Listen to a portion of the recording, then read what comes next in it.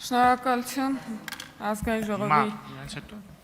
մեծարգո նախագահ, շնորհավորում եմ ձեզ ընտրվելու կապակցությամբ, հարգելի գործընկերներ, ես ճիշտն ասած ձեր ընդդիմադիր գործընկերների ելույթների ժամանակ հնչեցված մի քանի բանի եմ ուզում անդրադառնալ, որովհետև կարծում եմ, որ չարժե անարձագանք թողնել, մեզ քաղաքացիներ են լսում։ Իհարկե, առաջին հերթին այդ տարօրինակ նարատիվը գիշեր ժամը 2-ին քվեարկություն կանգնեցրել եք, որ հետևել եք, ինչ որ մեկը հետևել է ընտրությունների արդյունքների ընթացքում, որտեղից է հորինվել դա, որ գիշեր ժամը 2-ին քվեարկությունը երբ է եղել, ով է կանգնացրել, ինչ է կանգնացրել, գիշերը ժամը 2-ին։ Ճիշտն ասած, ես իմ անունից, որպես ազգային ժողովի պատգամավոր, հայտարարում եմ, խնդրում եմ, հորդորում եմ բոլոր 16,000-ից ավելի հանձնաժողովականներին, ովքեր աշխատել են հանձնաժողովներում, սիրելի հանձնաժողովի անդամներ, եթե դուք քվեատուփից անել եք այլ քվեաթերթիկ, քան քաղաքացիները գցել են, այսինքն կամ լցոնվել, կամ փոխվել են ձեր քվեատուփերը։ Եթե ձեզ ստիպել են արձանագրության մեջ գրել այլ թվեր, քան դուք հաշվել եք։ Եթե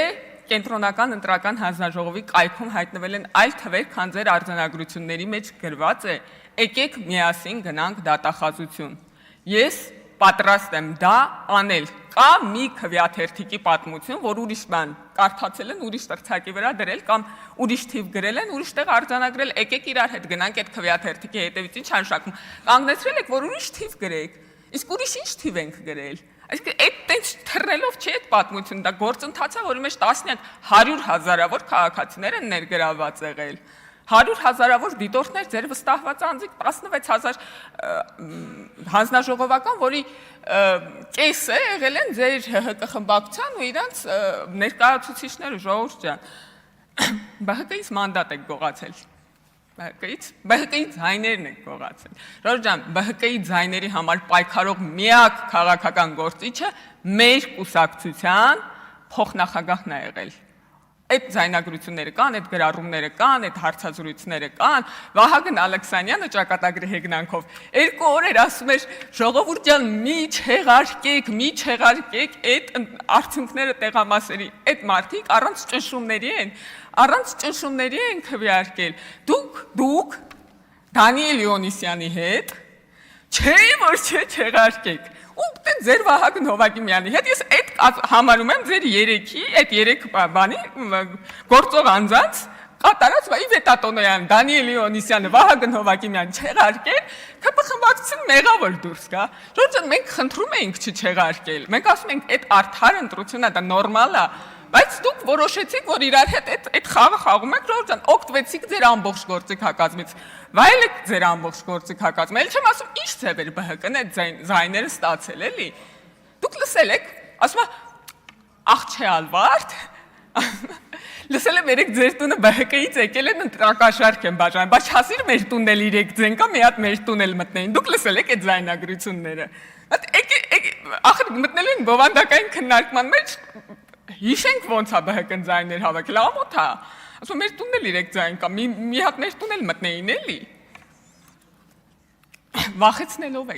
Վախեցրել եք ժողովրդին, որ ընտրել են ձեզ, վախեցրել եք։ Ասում ասել եք պատերազմ կլինի, վախեցել են։ Ժողովուրդ հիշում եք ինչ էին ասում ուժեղ Հայաստան ենք նախընտրական շրջանում։ 300,000 ադրբեջանցիներ են գալու, իդեպ պարոն Կարապետյան, քանի որ Տիկին Ղազարյանը այդ պատմությունը պատմեց 11 օր անցի, այդ ելույթը դուք ունեցել եք եւ այդ ելույթը հրապարակային կադոկ ասել եք ընտրություններից 11 օր անց Google ունեք, կարակ որոնեք գտնեք։ Ալիևը հայտարարելու է ադրբեջանցիների վերադարձի մասին 11 օր անցել է եւ ոնց որ այդ խոսակցության վերադառնալ չեմ ուզում։ Բայց ժողովուրդ ջան, խնդիրը այն չի, որ սեպտեմբերին պատերազմ կլինին ավելի վախենալու է, քան 300,000 ադրբեջանցի է գալու։ Եթե դուք այդ եզրակացությունը անեք, դուք գնալու եք ավելի վախենալու բաներ հորինեք։ Խնդիրը այն է, որ պատերազմի վտանգը ավելի արժանահավատ է թվաց է, մեր ասածը ավելի արժանահավատ է թվաց է, քան ձեր ասածը, ոչ թե մեր ասածը ավելի վախենալու է թվաց է, քան ձեր ասածը։ Մարդիկ տենց չեն ընտրում, չգիտեմ, մի խոսքով մի քանի ընտրությունների կմասնակցեք, կպատկերացնեք, որ արժանահավատությունը ավելի կարևոր է ընտրության մեջ, քան վախեցնելը։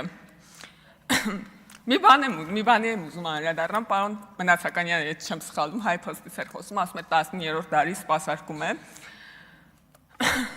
Բայց ես 19-րդ դարի ուրիշ բան եմ տեսել այս դահլիճում, երբ որ Տիկին Ղազարյանը ասում էր քաղաքական գործիչների սեռերով պայմանավորված վերաբերմունք մի ցուցաբերեք քաղաքական գործիչը, այս թևից մի տղամարդ, չեմ ֆիքսելով, բայց դա տղամարդու ձայն էր, ասում եմ, ես սեռերով պայմանավորված եմ տարբերակելու քաղաքական գործիչներին։ Ժողովուրդ ջան, չի կարող մի երկրում 21-րդ դարի ինստիտուտներ լինել, երբ որ մարդիկ 18-րդ դարի են։ Եթե ուզում եք գալ հասնել 21-րդ դար, եկեք միասին գնանք, մենք հայփոստը տանենք դուք ձեր խմբակցության անդամներին։ Նախընտրական խոսույթի սրության մասին, ցավոք սրտի պարոն Քոչարյանը այստեղ չի, ասում է նախընտրական խոսույթը լսել եք, ինչ բարեկիրթ, դուք լսել եք, ինչ նախընտրական խոսույթ ա եղել։ Եկեք հիշենք, ես իմ գործընկերներին եմ հորդորում եւ քաղաքացիներին, մենք մեր համար նստած պերաշկի ու կուկուռուզ էինք ուտում, ժողովուրդ ջան։ Պարոն Քոչարյանի հայրը նկատելով, որ իր վրա ուշադրություն չկա, մի օր մտավ եւ սկսեց խոսել ոչ բարեկիրթ բառերով։ Հիշում եք։ Ասենք ես չգիտեմ, հասա Տիրաստանի իրանք իրար համբալ չեն ասում, չէ, բարեկիրթը դա չի։ Բայց որոշեց, որ տենց պետք է։ Ժողովուրդ ջան, եթե այդ նույն բանը լինի, այն նույն նախընտրական խոսույթի սրությունը հետ է գալու։ Եկեք չմտնենք այդ դաշտ։ Եկեք չմտնենք այդ դաշտ։ Մեկ էլ ասում է Քոչարյան վաղտման ընտրությունների կեղծման մասին, մենք 49-ն էինք, դուք էլ եք 49-ի 4 cents բաներ ասում, ես Արշալույս գյուղից եմ, ժողովուրդ ջան, Քոչարյան ժամանակով մեր գյուղում ընտրություններին մասնակցում էր մոտավորապես 130-ից 140% մարդ գրանցված ընտրողներից, մասնակցություն մինչև 140% հասնում էր, ու Քոչարյան 100%-ից ավել գրանցված ընտրողների 100%-ից ավել ձայներ էր ստանում։ Թե ինչ մաթեմատիկա է, ես հումանիտար եմ, չգիտեմ։ Շնորհակալություն։